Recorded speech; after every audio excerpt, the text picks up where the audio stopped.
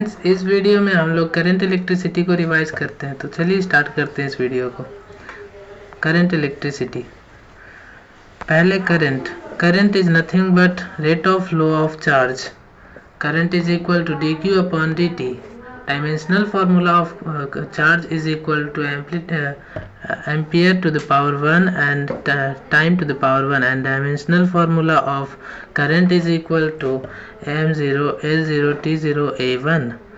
पहला क्वेश्चन है, current find करने के लिए अगर Q चार्ज का फंक्शन टाइम के साथ दिया गया तो इसमें कुछ नहीं करेंगे, हम लोग बस I is equal to D q by d t लगा देंगे, जिसमें हम लोग टाइम के रिस्पेक्ट में चार्ज को हम लोग इसमें डिफ्रेंशिएट कर देंगे तो हम लोग का आंसर आ जाएगा। ठीक है, तो हम लोग के पास दो टाइप्स ऑफ करंट होते हैं। पहला इंस्टेंटेनियस करंट किसी इंस्टेंट पर, और एक होता है एवरेज करंट। मतलब पूरा एवरेज तो मतलब समझते ही होंगे भाई, एवरेज करंट हो गया। ठीक है, तो एवरेज करंट होता है integration of I D t upon integration of d t which is equal to delta q upon delta t. This is equal to average current. Okay, फिर आता है जैसे कि एवरेज वेलोसिटी हम लोग काइनेमेटिक्स में देखे थे कि average velocity is equal to integration of v d t upon integration of d t. वैसे ही एक्सीलरेशन का एवरेज होता है एक्सीलरेशन ए डी टी का इंटीग्रेशन अपॉन डी टी का इंटीग्रेशन। ठीक है, तो फिर आगे चलते हैं। फिर आता है I is equal to D Q upon D T, तो integration of D Q is equal to integration of I D T. तो फिर ऐसा है, तो इसीलिए हम लोग देखें कि integration of I D T is equal to integration of D Q. So area under I T graph will give change in charge flow. हाँ, change in charge flow. Delta Q is equal to integration of I D T. तो इसी पर एक question है नीचे, उसको देख लेते हैं। If I is equal to 3t square then find the charge flow from t is equal to 0 to t is equal to 2 second. तो हम लोग चार्ज फ्लो निकालने के लिए हम लोग ये वाला फॉर्मूला लगाएंगे, integration of D Q is equal to integration of I D T. तो डेल्टा क्यू आ जाएगा integration of I D t which is equal to integration of 3t square into d t from 0 to 2। ठीक है, which is equal to 8। ये देखिए area under I T graph will give area is equal to charge flow देता है इसका area. ठीक है, फिर आगे चलते हैं हम लोग। आगे है, अगर हाँ इस सेल रिप्रेजेंटेशन को एक बार समझ लेते हैं। ये वाला बड़ा वाला डंडा देगा हाई पोटेंशियल और ये छोटा वाला डंडा रिप्रेजेंट करता है लो पोटेंशियल को। ठीक है, और यहाँ चार्ज फ्लो होता है इधर से इधर, मतलब करंट ऐसे फ्लो करता है अगर बैटरी ऐसा है तो from positive terminal to negative terminal current ऐसे फ्लो करता है। ठीक है, फिर अगर रेजिस्टेंस लगा हुआ है तो करंट अगर इस डायरेक्शन में फ्लो कर रहा है तो डेल्टा वी आ जाएगा आई आर, मतलब v a minus v b is equal to I r. ठीक है, फिर यहाँ पर कुछ देख लेते हैं, जैसे कि अगर यहाँ पर 0 है तो हम लोग को मालूम है कि ये बड़ा वाला पोटेंशियल और potential difference is equal to 10 volt, तो यहाँ पर माइनस 10 वोल्ट आ जाएगा। ऐसे ही ये सब है, देख लीजिएगा। फिर आता है खोपचा concept. In resistance current flow from high potential to low potential. किसी भी रेजिस्टेंस मतलब रेजिस्टेंस में करंट हाई पोटेंशियल से लो पोटेंशियल तक फ्लो करता है। जैसे कि मतलब यहाँ हमेशा हाई पोटेंशियल होगा और यहाँ लो पोटेंशियल, तभी ये करंट ऐसे फ्लो करेगा। ठीक है, फिर है बैटरी में कैसे भी करंट फ्लो कर सकता है। ये बैटरी है, इसमें करंट फ्लो कैसे भी कर सकता है। ऐसे मतलब बैटरी में तो ऐसे ही फ्लो करेगा, लेकिन अगर इस डायरेक्शन में फ्लो करेगा तो इसे डीके ऑफ करंट बोलेंगे, जो कि हम लोग आगे पढ़ने वाले हैं। फिर देख लेते हैं क्वेश्चन है, अगर यहाँ पर 40 वोल्ट है और यहाँ पर 0 वोल्ट है तो रेजिस्टेंस इज इक्वल टू और गिवन है रेजिस्टेंस 10 ओम। तो इसमें फाइंड करना है शायद, हाँ करंट फाइंड करना है। तो करंट हो जाएगा delta v upon r. Delta v हो गया 40 minus 0 is equal to 40 upon 10 which is equal to 4।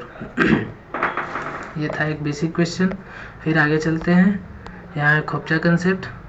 Circuit analysis के क्वेश्चन में जहाँ मन करे वहाँ 0 वोल्ट मान लो।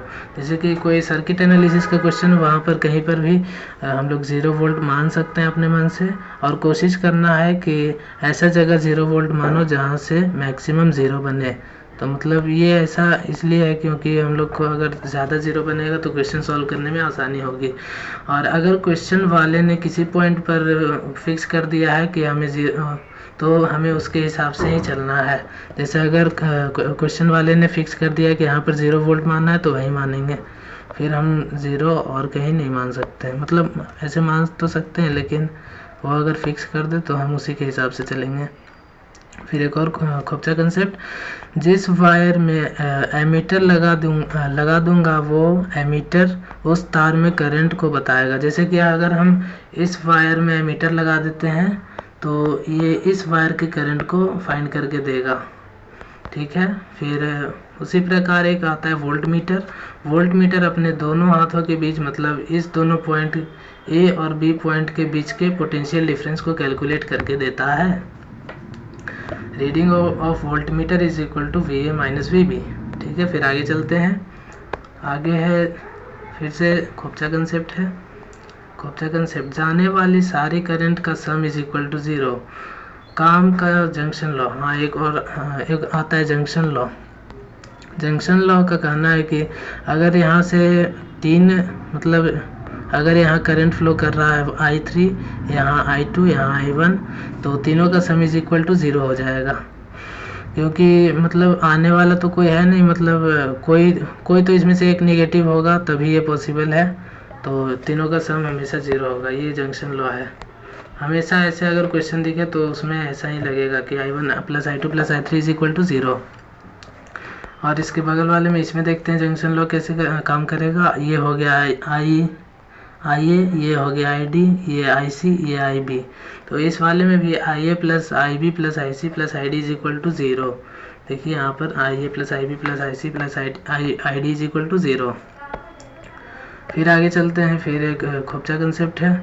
ये खोपचा कंसेप्ट हम लोग को मतलब वही पॉइंट है जिससे क्वेश्चन को आसानी से सॉल्व किया जा सकता है। जहाँ फंसो उसको हाई पोटेंशियल मान के सॉल्व करना है और x को याद करना है। तो ये हम लोग क्वेश्चन से समझेंगे। और अगर दोबारा फंसो तो y को इंट्रोड्यूस कर लो, y मान लेंगे अगर दोबारा फंसेंगे तो। जैसे कि ये क्वेश्चन है जो कि मैं यहाँ पर लेकर दिखाता हूँ। देखिए यहाँ पर ये है, मतलब हाँ ये है क्वेश्चन। यहाँ पर R रेजिस्टेंस है, यहाँ वोल्टेज पोटेंशियल डिफरेंस लगा हुआ है, और फिर यहाँ पर एक रेजिस्टेंस मान लेते हैं। मैं क्वेश्चन को बुक से उठा लेता हूँ ताकि डेटा में आसानी होगी, तो थोड़ा वेट करें। करते हैं इस क्वेश्चन को, और इस क्वेश्चन की मदद से समझते हैं वो सारे खोपचा कंसेप्ट जो हम लोग पहले पढ़े थे। तो इस क्वेश्चन में यहाँ पर 0 वोल्ट मान लेते हैं। यहाँ पर भी 0 हो जाएगा, यहाँ भी और यहाँ भी। और यहाँ क्योंकि 30 वोल्ट ऐड हो रहा है तो यहाँ 30 वोल्ट हो जाएगा। और फिर यहाँ पर 10 वोल्ट। यहाँ का हम लोग कुछ नहीं बता सकते, तो यहाँ जहाँ फंसो वहाँ x मान लो। तो यहाँ पर x मान लेते हैं, ठीक है। तो यहाँ पर x मान लिए और यहाँ 30 हो जाएगा क्योंकि बीच में कुछ नहीं है। तो फिर यहाँ पर ये I1 हो गया, ये I2 और ये I3। तो यहाँ पर जंक्शन लॉ लगा देते हैं। तो यहाँ जंक्शन लॉ ऐसा लगेगा, x माइनस 10 अपॉन में 20 प्लस x माइनस 30 अपॉन में 50 प्लस x माइनस 0 अपॉन में 10 इज इक्वल टू 0। तो ये हो गया जंक्शन लॉ। फिर इसको सॉल्व कर लेते हैं। तो इसको सॉल्व करने पर आया यहाँ 5 से मल्टीप्लाई कर देंगे पूरे इक्वेशन को, यहाँ 2 से और यहाँ 10 से। यहाँ 10 से मल्टीप्लाई करेंगे तो हो जाएगा। और फिर इसको सॉल्व करते हैं तो 5 ये नीचे वाला सब गायब हो जाएगा, मतलब सब 100 हो जाएगा और 0 से मल्टीप्लाई होके वहाँ ख़त्म हो जाएगा। तो ये 5x minus 50 plus 2x minus 60, 2x minus 60 plus 10x is equal to 0 is equal to 5 to 17, x is equal to 6 5 11 110. So x is equal to 110 upon 17. तो ये x आ गया, तो यहाँ पर इस इक्वेशन में डालेंगे तो ये यहाँ पर x वैल्यू पता चल गया, तो x minus 10 upon 20 is equal to I1, और मतलब यहाँ पर तीनों I1 I2 I3 निकल जाएगा, तो यहाँ सारा मतलब यहाँ पर करंट निकल जाएगा नेट। तो ऐसे इस क्वेश्चन को सॉल्व कर देंगे। तो इस तरह सॉल्व होता है सर्किट एनालिसिस का क्वेश्चन। तो और अगर यहाँ पर x मतलब दो जगह फंसने वाला रहता तो अगले को y मान लेते हैं और क्वेश्चन को सॉल्व कर देते। आगे चलते हैं। फिर आता है आइडियल एमीटर। आइडियल एमीटर में रेजिस्टेंस 0 होता है। Resistance of ideal ammeter is equal to 0। और आइडियल वोल्टमीटर का भी वोल्टेज 0 नहीं होता, इसका इन्फिनिटी होता है। आइडियल वोल्टमीटर का रेजिस्टेंस इन्फिनिटी के बराबर होता है। और क्वेश्चन है इस क्वेश्चन, ये भी सर्किट एनालिसिस का शायद क्वेश्चन है। हाँ, तो यहाँ पर करंट निकालना है V is equal to IR से। ये सब क्वेश्चन देख लीजिएगा, सॉल्यूशन भी यहाँ पर है। फिर आता है खोपचा कंसेप्ट, जिसकी मदद से क्वेश्चन सॉल्व होता है आसानी से। आइडियल एमीटर का रेजिस्टेंस 0 और आइडियल वोल्टमीटर का रेजिस्टेंस इन्फिनिटी होता है, क्योंकि हम चाहते हैं कि एमीटर और वोल्टमीटर का इस्तेमाल करते वक्त सर्किट ना बदले। तो वहाँ पर सर्किट नहीं बदलने के लिए हम लोग ऐसा एमीटर और वोल्टमीटर लेते हैं जिसकी वजह से सर्किट ना बदले। अगर एमीटर वोल्टमीटर का रेजिस्टेंस गिवन है then they are non ideal, और डरना नहीं है, उनको रिप्लेस कर देना है। रेजिस्टेंस का रजिस्टर मान लो, उतने रेजिस्टेंस का रजिस्टर मान लो। तो हम लोग को अगर आइडियल की जगह नॉन आइडियल दिया गया है तो डरना बिल्कुल नहीं है, वहाँ पर उसके बगल में उसका रेजिस्टेंस भी लिख लेना है। जैसे कि यहाँ पर आइडियल एमीटर है तो इसको ऐसे डिनोट करेंगे एमीटर, और इसके बगल में यहाँ पर रेजिस्टेंस लगा देंगे जितना उसका रेजिस्टेंस दिया गया है।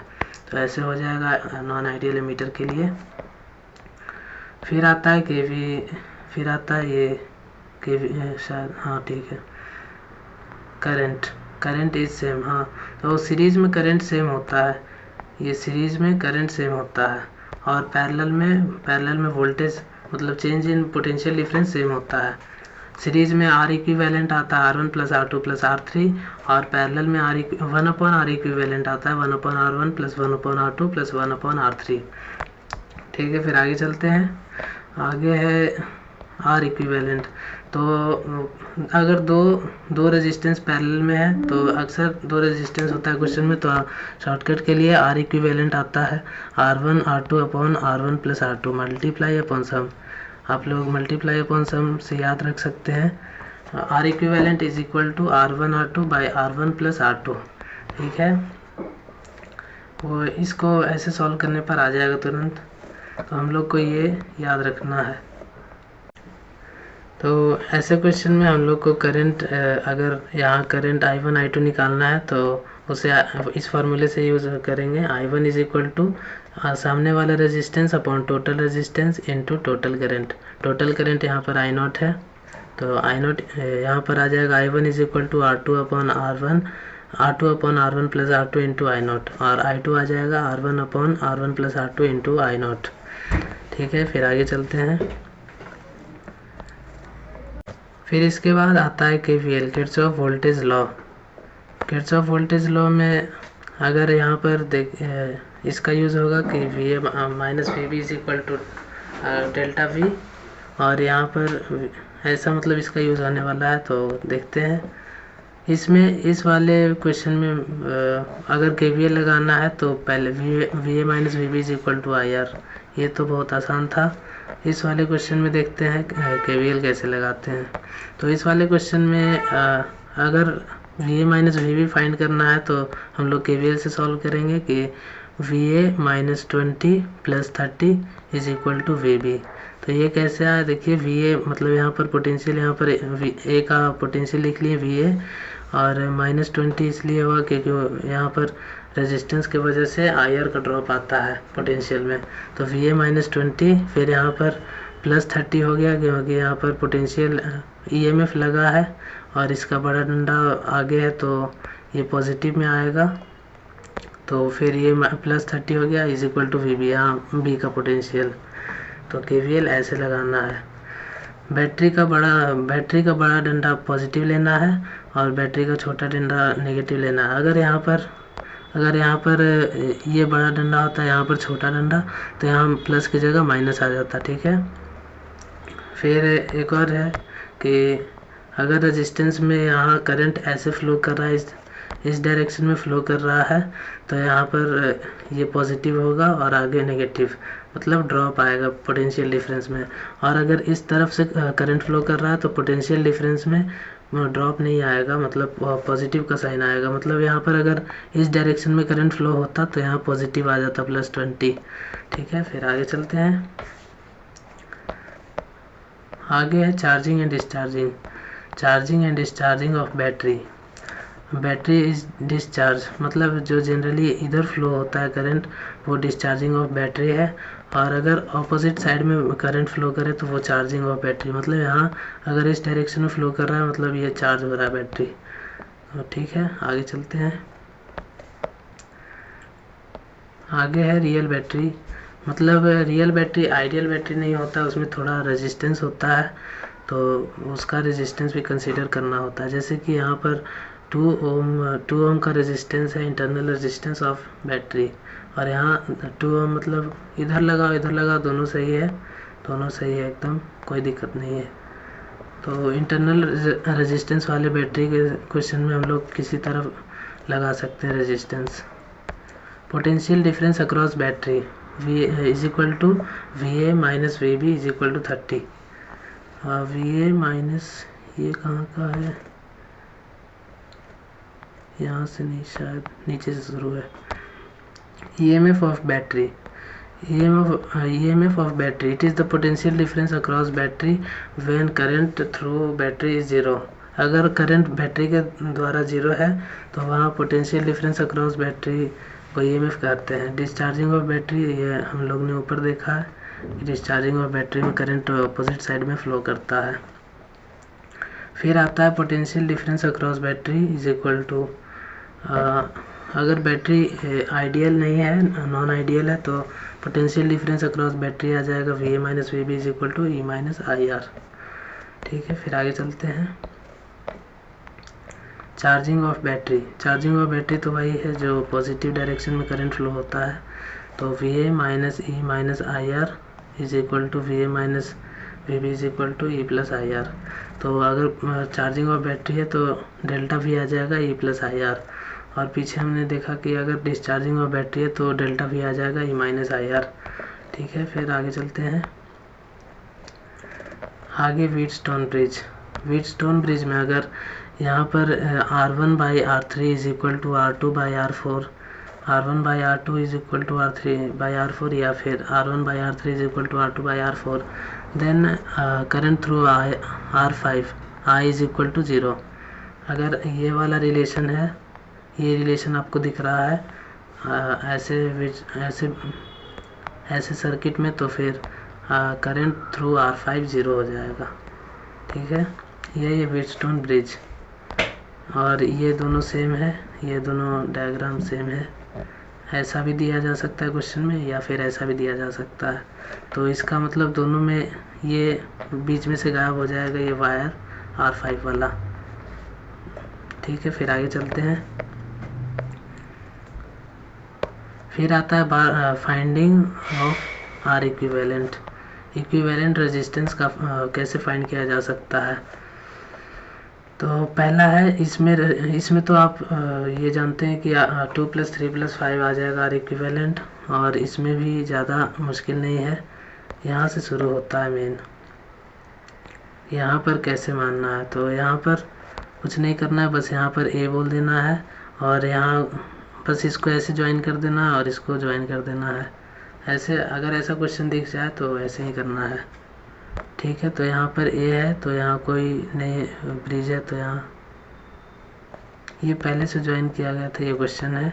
तो यहाँ ए है और यहाँ पर ए है, क्योंकि यहाँ पर कोई रेजिस्टेंस नहीं है तो यहाँ पर भी ए, यहाँ पर भी, दोनों का पोटेंशियल डिफरेंस सेम आ जाएगा और यहाँ पर भी ऐसे ही सेम आ जाएगा दोनों का।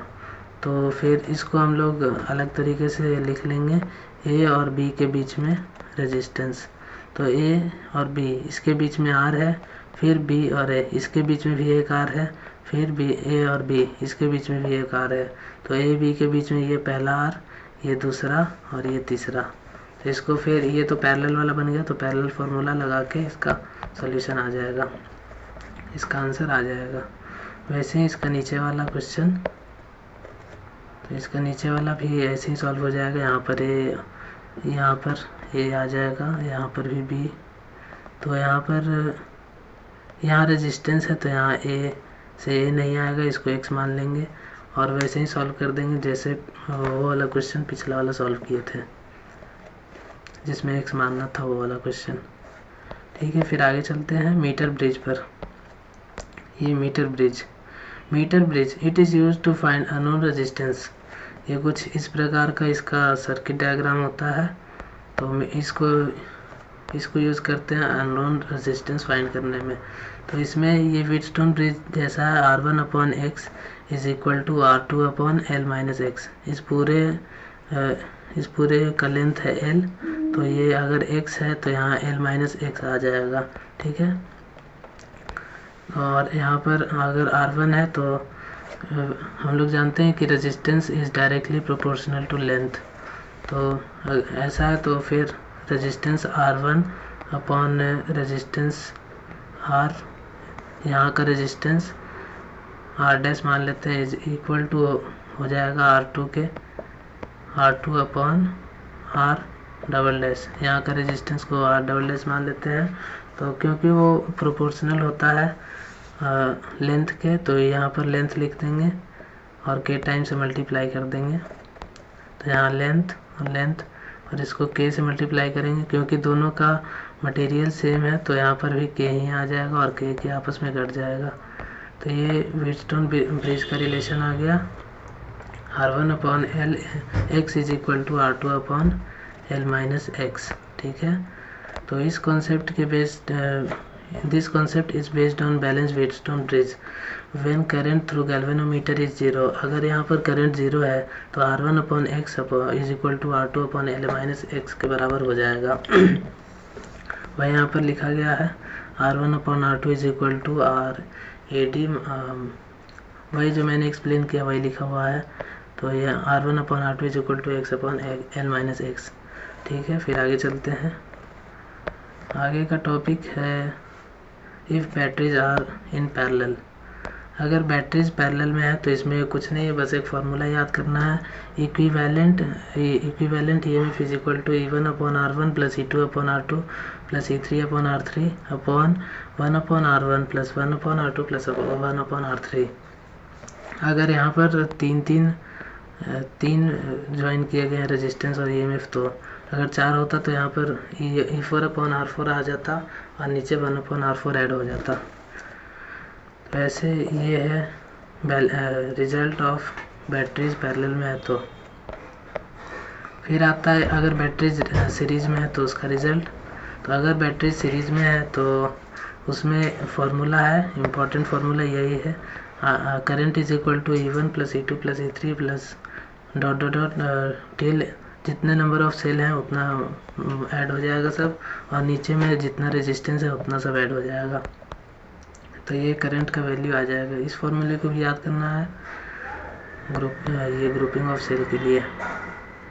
फिर आगे चलते हैं सर्किट एनालिसिस के सवालों में कहीं पर भी पोटेंशियल 0 मान लो, रेजिस्टेंस या बैटरी से करंट सेम आएगा। तो ये कह रहा है कि अगर हम कहीं पर भी सर्किट एनालिसिस के क्वेश्चन में कहीं पर भी अगर पोटेंशियल को 0 मान लेते हैं तो रेजिस्टेंस या बैटरी से करंट सेम आएगा, और किसी जगह पर पोटेंशियल अलग आ सकता है, मतलब पोटेंशियल अलग आ सकता है लेकिन करंट और रेजिस्टेंस बैटरी या रेजिस्टेंस और बैटरी से करंट सेम आएगा, केवल पोटेंशियल डिफरेंस अलग पॉइंट पर अलग आ सकता है। फिर power dissipated across resistance, power dissipated is equal to I square are, और हीट आ जाएगा आई स्क्वायर आर टी। फिर आता है क्वेश्चन, तो पावर डिसिपिएटेड हो गया आई स्क्वायर आर, ये फॉर्मूला याद करना, और इसको भी heat is equal to I square are t. ठीक है, फिर क्वेश्चन देखते हैं ये वाला। और एक और फॉर्मूला है power dissipated is equal to V I, मतलब पोटेंशियल डिफरेंस इनटू करंट, ये भी इसी से डिराइव होकर यहाँ वी आई आया है। ठीक है, तो क्वेश्चन देख लेते हैं। Heat loss in 10 second is equal to, heat loss अगर 10 सेकेंड में पूछ रहा है तो इसमें यही फार्मूला लग जाएगा आई स्क्वायर आर टी। और अगर इसको पानी में डुबा दिया है और इसका पूछ रहा है कि पानी गर्म कितना होगा, तो ये वाला फार्मूला लगा देंगे m s delta t, 11th class का फार्मूला। तो ऐसा क्वेश्चन हो जाएगा। फिर आता है ये पावर लॉस, फिर से पावर लॉस का 3 फार्मूला है। Power loss is equal to we into I is equal to I square are t, नहीं आई स्क्वायर आर, और is equal to we square upon r. ठीक है, फिर ये आइडियल बैटरी है जिसका ईएमएफ वी के बराबर आता है। Power supply by battery is equal to V I, energy supply per second by battery which is equal to energy supply per second by battery. ये charging power taken V I. Bulb के case में जिस bulb के across, ये important point है कि bulb के case में जिस बल्ब के अक्रॉस पावर ज़्यादा होगा उस बल्ब का ब्राइटनेस ज़्यादा होगा। तो ऐसा क्वेश्चन आता है कि ब्राइटनेस का ऑर्डर पूछ दिया, तो इसमें ये लाइन काम करेगा कि बल्ब का हम लोग ब्राइटनेस निकाल लेंगे, ब्राइटनेस अगर निकालना है तो उसका पावर निकाल लेंगे, और ब्राइटनेस पावर के डायरेक्टली प्रोपोर्शनल हो जाएगा। फिर आता है maximum power theorem. Maximum power theorem, maximum power theorem कहता है कि power dissipated is equal to I square R is equal to E by R, मतलब यहाँ पर आई को E upon R plus R small, मतलब ये इंटरनल रेजिस्टेंस का होल स्क्वायर, यहाँ ये फार्मूला लिख दिया गया है। ये फार्मूला से ये क्वेश्चन हो जाएगा मैक्सिमम पावर थ्योरम वाला। और power across R load resistance is equal to E square R upon R plus small R का whole square which is equal to power. ठीक है, फिर नीचे है at what condition power maximum, power is equal to maximum. तो D B by D R is equal to 0 करना है। तो इसको सॉल्व करने पर आया कि big r is equal to small r के बराबर हो जाए। तो अगर small r is equal to big r हो गया तो पावर मैक्सिमम आएगा। यही एक कंडीशन है जिस पर पावर मैक्सिमम आता है। फिर पावर का रिजल्ट आ गया यहाँ पर, power results. Power is equal to I square R which is equal to we square upon R which is equal to we into I. फिर heat is equal to I square are T, और अगर time का function मतलब time के respect में change कर रहा है, कोई आई चेंज कर रहा है, तो इसका फार्मूला हो जाएगा heat is equal to integration of I square r d t, integration 0 से t तक। ठीक है, फिर आता आइडियल है, ये आइडियल ईएमएफ है। तो power supply by battery E into I, फिर वही घूम फिर के आ रहा है, और यहाँ पर power supply I square R equivalent power supply is equal to E into I. तो यहाँ इक्विवेलेंट रेजिस्टेंस भी लिख सकते हैं, अगर बहुत सारा रेजिस्टेंस है तो पावर सप्लाई हो जाएगा इस I square into R equivalent. Conversion of chemical energy into electrical energy is equal to E I. और बल्ब के केस में जिस बल्ब के अक्रॉस पावर ज़्यादा उसका ब्राइटनेस ज़्यादा, ये पहले पढ़ लिए हम लोग। फिर आगे चलते हैं मिक्स्ड ग्रुपिंग पर। मिक्स्ड ग्रुपिंग, तो मिक्स्ड ग्रुपिंग का फार्मूला है current is equal to N into E, where N is equal to number of identical cell in row series में, और एम है नंबर ऑफ रो। तो करंट आ जाएगा I is equal to N E upon N R upon M plus R is equal to resistance. तो ये formula है grouping of mixed grouping के लिए। इस फार्मूले से मिक्स्ड ग्रुपिंग के सारे सवाल हो जाएंगे। फिर आगे करंट इलेक्ट्रिसिटी का शुरू वाला पार्ट। तो फिर करंट इलेक्ट्रिसिटी देखते हैं। Current electricity, current which is equal to I upon D Q, मतलब I is equal to D Q upon D T, rate of flow of charge, इसको करंट बोलते हैं। फिर change in potential charge is equal to delta Q is equal to integration of I D T. फिर charge flow, मतलब I T graph का area देगा charge flow, delta Q देगा I T graph का area. इस graph पर question आ सकता है। Conventionally direction of flow of current is taken to be in the direction of positive charge. तो हम लोग कन्वेंशनली करंट का फ्लो पॉजिटिव चार्ज का फ्लो के बराबर मानते हैं, मतलब उसका डायरेक्शन होता है दोनों का इक्वल। और if moving charge is negative then direction of flow of current is opposite to the direction of motion. वही कि पॉजिटिव चार्ज का फ्लो, मतलब डायरेक्शन को हम लोग direction of flow of current मानते हैं। फिर current density it is the current flowing per unit area normal to the surface. Current density है कि current flowing per unit area, एक एरिया के थ्रू कितना करंट फ्लो कर रहा है उसको हम लोग करंट डेंसिटी कहते हैं, which is equal to I upon A. फिर आगे देखते हैं current density is a vector quantity and its direction is same as the direction of current. Current के डायरेक्शन के बराबर आता है करंट डेंसिटी का डायरेक्शन, और वो वेक्टर क्वांटिटी होता है। तो यहाँ पर देखते हैं current density is current is equal to integration of current density into small area का integration. I is equal to J dot A, J है करंट डेंसिटी, तो इस फॉर्मूले से ये डॉट प्रोडक्ट है तो जे ए कॉस थीटा आ जाएगा करंट बराबर। If J is changing then use this, अगर जे फंक्शन टाइम मतलब एरिया का फंक्शन है तो ये वाला फॉर्मूला यूज़ होगा, और अगर जे कांस्टेंट है तो ये फार्मूला से काम हो जाएगा।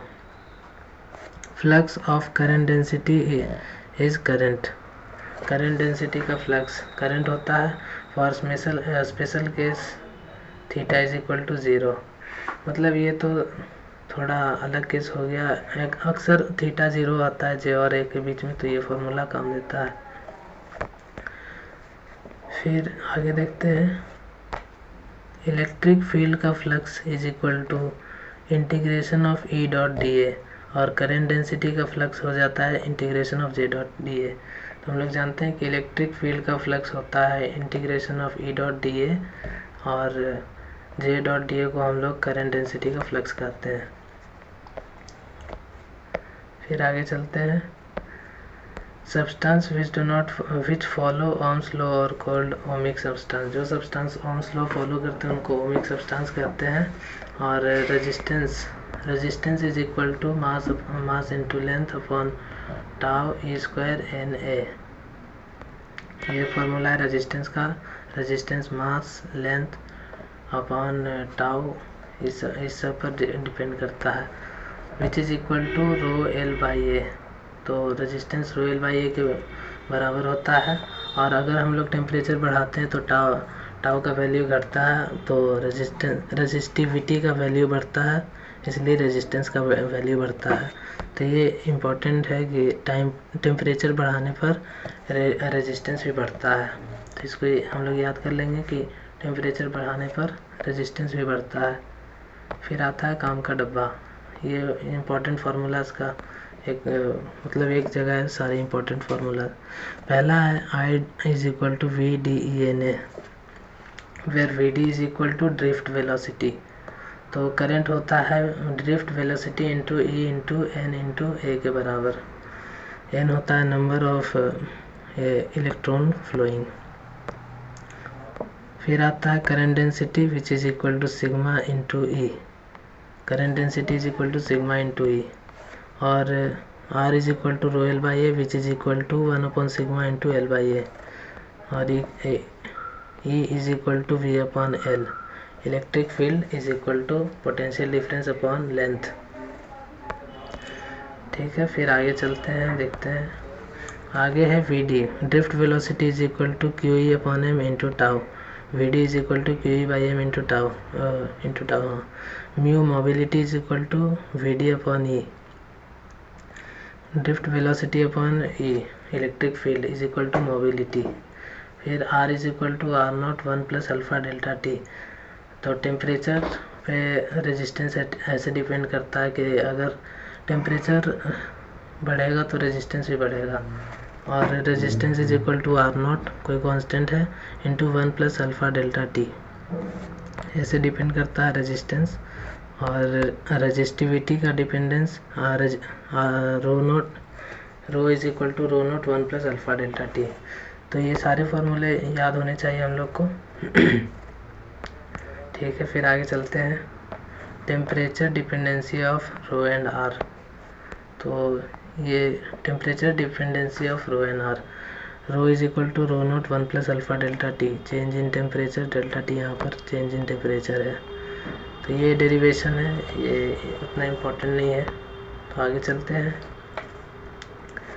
यहाँ for semi conductor alpha is less than 0, तो टेम्परेचर बढ़ाने पर रेजिस्टेंस घट जाएगा। केवल सेमीकंडक्टर के लिए रेजिस्टेंस घट जाता है टेम्परेचर बढ़ाने पर, सेमीकंडक्टर चैप्टर में पढ़े हैं। और फॉर मेटल और कंडक्टर टेम्परेचर बढ़ाने पर रेजिस्टेंस बढ़ेगा, जैसा कि पहले हम लोग ने देखा था। फिर आगे चलते हैं। आगे है ये R is equal to rho L by A. तो इसमें बहुत सारा इम्पोर्टेंट फार्मूला है। ये तो मतलब यहाँ पर resistance rho L by A के बराबर है, तो यहाँ लेंथ ले लेंगे इसका और एरिया हो जाएगा ये वाला। लेकिन और नीचे भी ऐसा ही है, एरिया ये वाला हो जाएगा और लेंथ ये वाला। लेकिन अगर करंट फ्लो का डायरेक्शन बदल दें, ऐसे अभी तो करंट ऐसे फ्लो कर रहा है, लेकिन अगर हम करंट फ्लो को ऐसे फ्लो कराएं करंट को, तो वो कुछ अलग आएगा रेजिस्टेंस। तो अगर करंट फ्लो ऐसे है तो रेजिस्टेंस आ जाएगा रो सी अपॉन ए बी, मतलब सी ये वाला एरिया हम लोग लेंगे और लेंथ ये वाला लेंथ लेंगे। तो वही चेंज आएगा कि जिस एरिया से परपेंडिकुलरली पास कर रहा है करंट, उसको हम लोग बोलेंगे, उसको हम लोग लेंथ लेंगे, और जिस एरिया से परपेंडिकुलरली पास कर रहा है उसको एरिया लेंगे। फिर आता है important formulas of resistance formula. Hollow sphere के लिए रेजिस्टेंस आर इक्विवेलेंट आता है रो R2 minus R1 upon 4 pi R1 R2। ये सारे फार्मूलाज एज इट इज़ याद करना है, इसका बस फार्मूला से क्वेश्चन हो जाएगा मैक्सिमम। और R1 R2 है radius of inner and outer shell, inner shell और आउटर सेल का रेडियस R1 R2 है। तो R equivalent is equal to rho R2 minus R1 upon 4 pi R1 R2 for hollow sphere. फिर hollow cylinder के लिए R equivalent is equal to rho L by pi R2 square minus R1 square. Current along the axis, current axis के along flow करेगा, तो ये अगर axis के along मतलब ऐसे करंट फ्लो कर रहा है तब का ये फार्मूला है। और अगर रेडियली आउटवर्ड फ्लो कर रहा है फ्रॉम इनसाइड टू आउटसाइड, तो R इक्विवेलेंट आ जाएगा रो ln R2 upon R1 by 2 pi L। यहाँ पर L है length of the cylinder, length of the hollow cylinder, and R2 और R1 inner and outer area है। फिर आगे के फार्मूलाज देख लेते हैं। आगे का फार्मूला एक है ये वाला फार्मूला, और इसका R इक्विवेलेंट है रो L by pi R1 R2। Current अगर फ्लो कर रहा है A टू B, मतलब करंट ऐसे फ्लो कर रहा है, तो R इक्विवेलेंट आ जाएगा रो L by pi R1 R2। ठीक है, और R1 है यहाँ पर इस तरफ का रेडियस, और R2 है इस तरफ का स्मॉल रेडियस, और L है लेंथ इसका। फिर आगे चलते हैं। आगे है लास्ट ऑब्जा कंसेप्ट। गैल्वेनोमीटर से एमीटर बनाने के लिए गैल्वेनोमीटर के पैरेलल बहुत स्मॉल रेजिस्टेंस लगा दो। तो अगर हम लोग को गैल्वेनोमीटर से एमीटर बनाना है, तो गैल्वेनोमीटर के पैरेलल में बहुत स्मॉल रेजिस्टेंस लगाना है। और अगर गैल्वेनोमीटर से वोल्टमीटर बनाना है, तो उसके बाजू में बहुत बड़ा रेजिस्टेंस लगा दो। करंट मेज़र करने के लिए एमीटर को सर्किट में सीरीज में लगाते हैं और वोल्ट मीटर को पैरेलल में लगाते हैं। ठीक है, फिर आगे चलते हैं। इनफाइनाइट लैडर वाले क्वेश्चन। इनफाइनाइट लैडर वाले क्वेश्चन में हम लोग मतलब सिमेट्रिसिटी फाइंड करेंगे। जैसे कि यहाँ पर ये दोनों सिमेट्रिक है, ये दोनों इक्वल है, मतलब R A B is equal to R P Q, दोनों को एक्स मान लेते हैं। मतलब ये अगर x है आर ए बी तो आर पी क्यू भी x हो जाएगा, क्योंकि दोनों इक्वल लग रहा है। तो ऐसे R A B is equal to R plus R X upon R plus X, तो यहाँ से x का वैल्यू आ जाएगा। तो हम लोग सॉल्व कर लेंगे x को, फिर आ जाएगा आंसर। तो इसमें यही इम्पोर्टेंट स्टेप है कि आर ए बी को x लेंगे तो फिर आर पी क्यू भी x आ जाएगा, बस। फिर है खोपचा कंसेप्ट। सर्किट्स को शुरू से कितना छुपा दूं या मिटा दूं कि उसकी शक्ल सूरत का या फिर वैसे ही फिगर बन जाएगा। तो अगर हम मतलब यहाँ इस दोनों को अगर मिटा देते हैं तो सेम टू सेम वैसा ही बन जाएगा। तो वैसे ही हम लोग को करना होता है इस वाले क्वेश्चन में, इस तरह के इनफाइनाइट लैडर वाले क्वेश्चन में। फिर आता है लास्ट फार्मूला, जिसमें अगर यहाँ पर कोई वायर से बना हुआ क्यूबॉइड है, वायर से बना हुआ क्यूब है, तो उसमें रेजिस्टेंस हो जाता है ए और बी, मतलब सबसे पास वाला रेजिस्टेंस। इस पॉइंट और इस पॉइंट के बीच का रेजिस्टेंस सामने वाला, इसके मतलब ये रेजिस्टेंस आ जाएगा 7/12 आर। आर है लेंथ ऑफ मतलब रेजिस्टेंस ऑफ द वायर और एल है लेंथ ऑफ द वायर, ए और बी का लेंथ। और अगर हम लोग आर ए सी मतलब ए और सी पॉइंट के बीच का रेजिस्टेंस पूछते हैं तो वो आता है 3/4R। और अगर आर ए डी मतलब ए पॉइंट और डी पॉइंट के बीच का रेजिस्टेंस पूछते हैं तो वो आता है 5/6R। तो इसी के साथ चैप्टर एंड होता है। Thank you. और अगर आप लोग को नोट्स इसका चाहिए तो नीचे डिस्क्रिप्शन में जो लिंक है उससे टेलीग्राम चैनल ज्वाइन करके नोट्स को डाउनलोड कर सकते हैं।